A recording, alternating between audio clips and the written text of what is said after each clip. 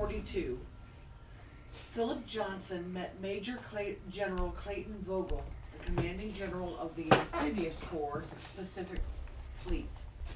Amphibious Corps is, do you know what that means? What? It's the army on the water. Oh. The Amphibious Corps. Now it's the Navy.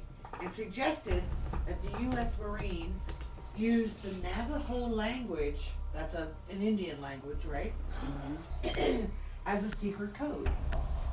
Johnson, who had grown up on a Navajo reservation, argued that because of its complex syntax, tonal qualities, and dialect, the Japanese cryptographers would find it impossible to decipher. He also pointed out that Navajo was not a written language and less than 30 non-Navajos understood it. Johnson added that it was an extremely complicated language. Meaning in the language is not only dependent on an accurate pronunciation, but tonal emphasis can totally change the sense of a word. General Vogel was convinced by Drone has located a bomb.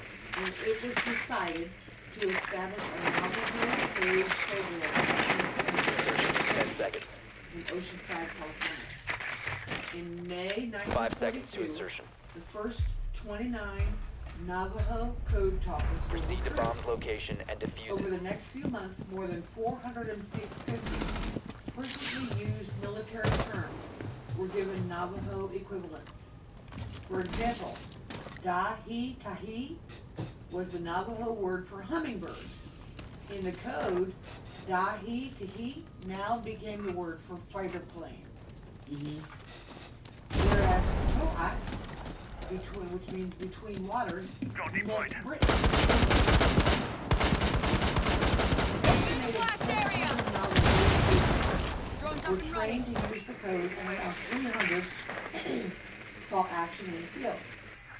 Speaking Navajo and using an additional code within that, they were able to convey information and orders among Marine units and Navy warships and aircraft.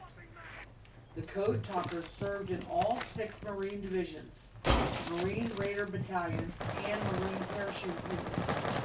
The code talkers were a part of every major Breaking Marine charges up. assault during the Second World War. First saw action on August 10, 1942, when the Marines landed on Guadalcanal. Merrill Sandoval and several other Marines who were sent with the Marines that invaded Japanese held Iwo Jima on February 19, 1945. Among the 3rd, 4th, and 5th Marine divisions. Sandoval's job was to stay behind the front line and translate reports from the 2-man code talker teams elsewhere on the island.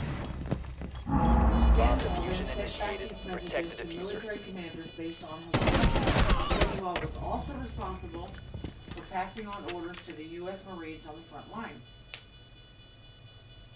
Some senior officers believe that the contribution of the Navajo Code played an important role in the success of the 4 last operation, operator as standing. the Japanese had already broken the codes of the United States Army and Air Force. Major Howard Op 4 eliminated. 5th Marine Division signals